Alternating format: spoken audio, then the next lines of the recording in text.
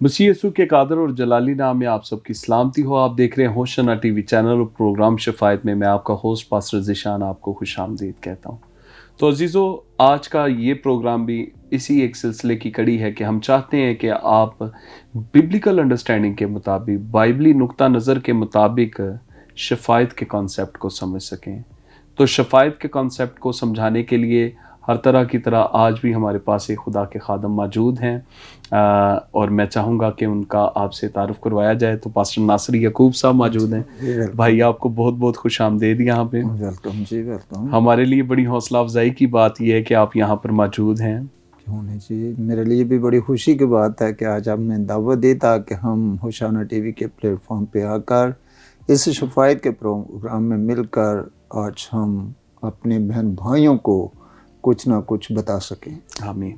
तो नाज़रीन, मैं इससे पहले कि हम मज़ीद आगे बढ़े, मैं आपको भाई के बारे में बताता चला जाऊँ। लाहौर बाइबल इंस्टीट्यूट से ही इन्होंने अपनी 3 साल तालीम को मुकम्मल किया और 2 साल फील्ड में इन्होंने फील्ड वर्क करके अपना डिप्लोमा इन थियोलॉजी मुकम्मल किया। और अब खुदावंद ने इनको खिदमत दी है कि ये डोमिनेंट इंटरनेशनल असम्बली के बतौर चेयरमैन प्रैक्टिस कर रहे हैं, जो कि लाहौर बाइबल इंस्टीट्यूट का ही अदारा है। और उसके सरपरस्त आला जिनमें सर अर्नस्ट इरफान दीन हैं और उनके सरपरस्त आला अमृत लाल दीन साहब हैं। तो ये मिनिस्ट्री को पाकिस्तान में आप ही, हमारे लिए बड़ी ऑनर की बात है सर आपकी खिदमत को लेके कि आप अपने कीमती वक्त में से हमारे पास वक्त निकाल के आए हैं। आमीन आमीन। मुझे भी बहुत खुशी हुई ताकि मैं आपके साथ कलाम अक़दस की बातों को शेयर कर सकूं। प्लीज़ आप हवाला पढ़िए ताकि हम इस सिलसिले को मज़ीद आगे लेके चलें। मुक़द्दस लूका तबीब की मार्फत लिखी गई यीशु मसीह की अंजील मुक़द्दस और उसका 23वां बाब और 32वीं आयत से लेकर हम 34वीं आयत मुबारक तक पढ़ने की कोशिश करेंगे। और वो 2 और आदमियों को भी जो बदकार थे ले जाते थे कि उसके साथ कत्ल किए जाएं। जब वो उस जगह पर पहुँचे जिसे खोपड़ी कहते हैं, तो वहाँ उसे मसलूब किया और बदकारों को भी, एक को दाहिनी और दूसरे को बाईं तरफ। यीशु ने कहा, ऐ बाप, इनको माफ़ कर, क्योंकि ये जानते नहीं कि क्या करते हैं। कलाम अक़दस का पढ़ा जाना, सुना जाना हम सब के लिए बड़ी बरकत का बाइस हो। आमीन आमीन। हम दुआ करेंगे। खुदा के दूस आसमानी बाप, हम तेरे हुजूर दुआ करते हैं कि आज जब तेरे कलाम की बातों को तेरा बंदा बयान करे, तो बाप आसमानी उस जुमे के रोज़ में हुए तमाम तर वाक़यात में से इस पहले वाक़े को बयान करते हुए तेरे लोगों की ज़िंदगी के लिए बरकत के अल्फाज जा सकें। जितनी देर तेरा बंदा और मैं इस शो में बोलें और जितनी देर तक पूरी दुनिया में नाजरीन हमें सुने, खुदा बाप तेरा पाक रूह हमारी बड़ी मदद करे, बड़ी रहनुमाई करे, हमें हर तरह से मुंतशिर होने से महफूज रख। तेरा बेटा हमारा खुदावंद यीशु हमारी हिफाजत के लिए यहाँ पर मौजूद रहे। ये सब कुछ मांगते यीशु मसीह के नाम से, आमीन। जी। तो पास साहब, आपने जो हवाला पढ़ा, आप इसकी तशरीह को बयान कीजिए। जी, थैंक यू जी। पादरी ज़िशान साहिब, मैं शुक्रगुज़ार हूँ कि आज खुदावंद ने मुझे वक्त दिया कि मैं होशाना टीवी पे आकर इस शफायत प्रोग्राम पे आपके साथ बातचीत कर सकूं और खुदावंद के इस पहले कलमे को पेश कर सकूं। मुझे बड़ी खुशी हुई आपके साथ बैठकर। आज जो हम बात सीखने वाले हैं वो ये है कि खुदावंद यीशु मसीह के ये 7 कलमात जो हैं, ये पूरी दुनिया में एक बड़ी अहमियत के हामिल हैं। और जब खुदावंद यीशु मसीह गतसमनी बाग में पकड़े गए, तो उन्हें खोपड़ी की जगह पर लाया गया, तो उन्हें सलीब दिया गया। जब उन्हें सलीब दिया गया, तो यीशु मसीह का सबसे ये पहला कलमा, जिन्होंने तकरीबन सुबह 9 बजे के करीब कहा, और इस कलमे के अंदर बहुत बहुत अमीक,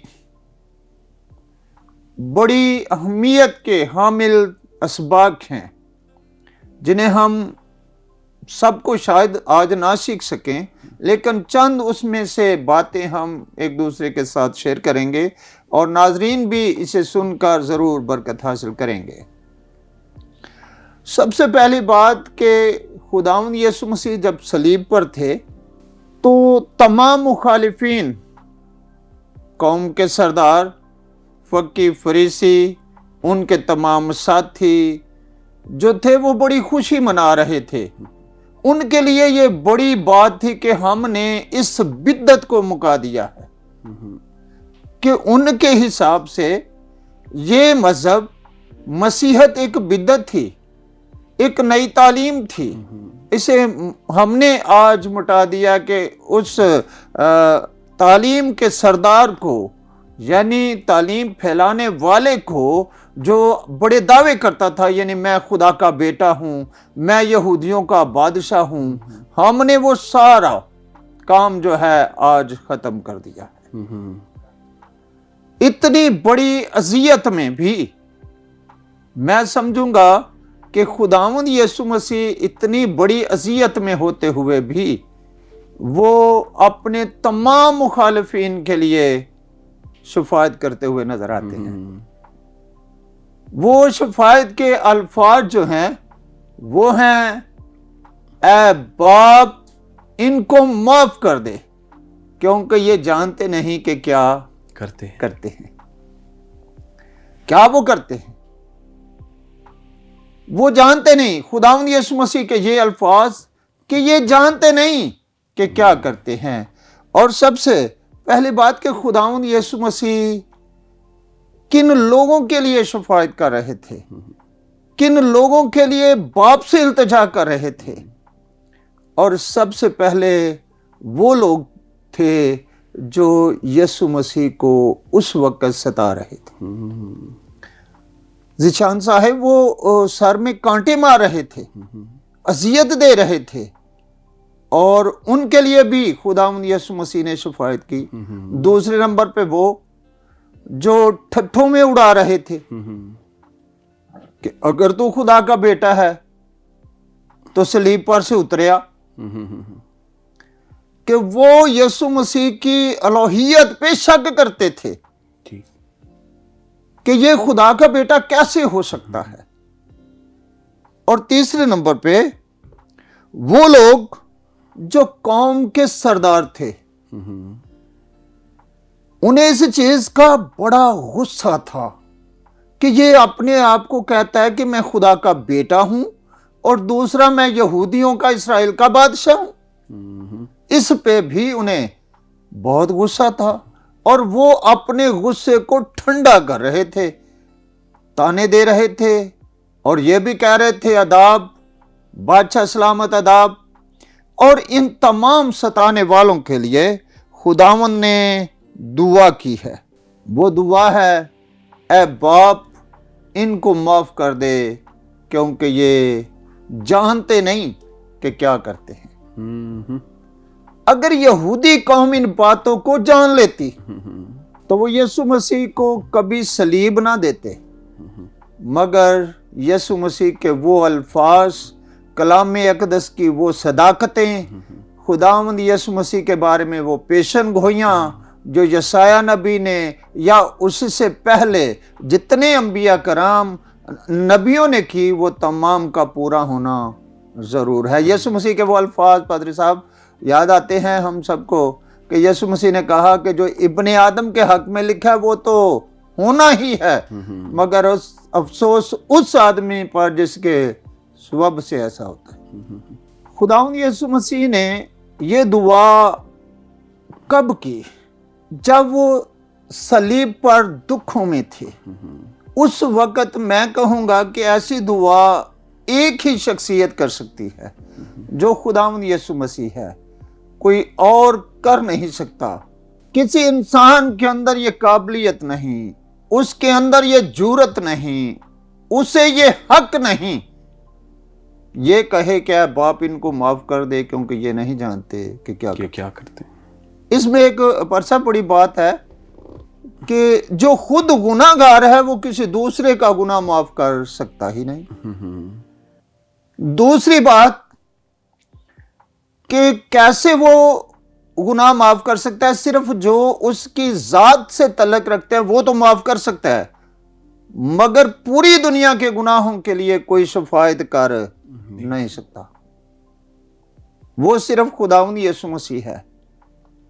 کوئی بھی آدم کی نسل سے کسی کے گناہوں کو معاف کر نہیں سکتا.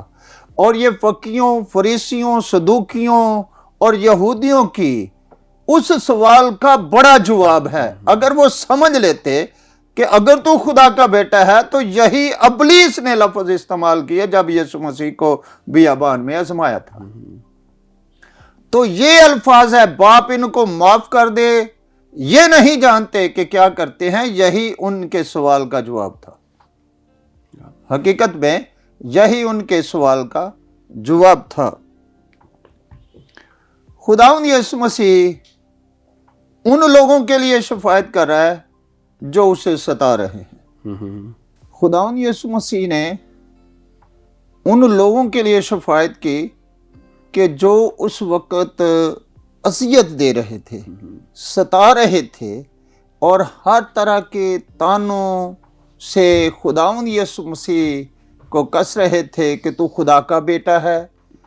اس میں سوال لگاتے تھے، اگر تو خدا کا بیٹا ہے، پھر ٹھٹھوں میں اڑاتے کہ تو بادشاہ ہے. اور یہ ساری باتیں سنتے ہوئے بھی خداوند یسوع مسیح نے اس وقت دعا کی جب وہ صلیب پر کیلوں سے کسے ہوئے تھے.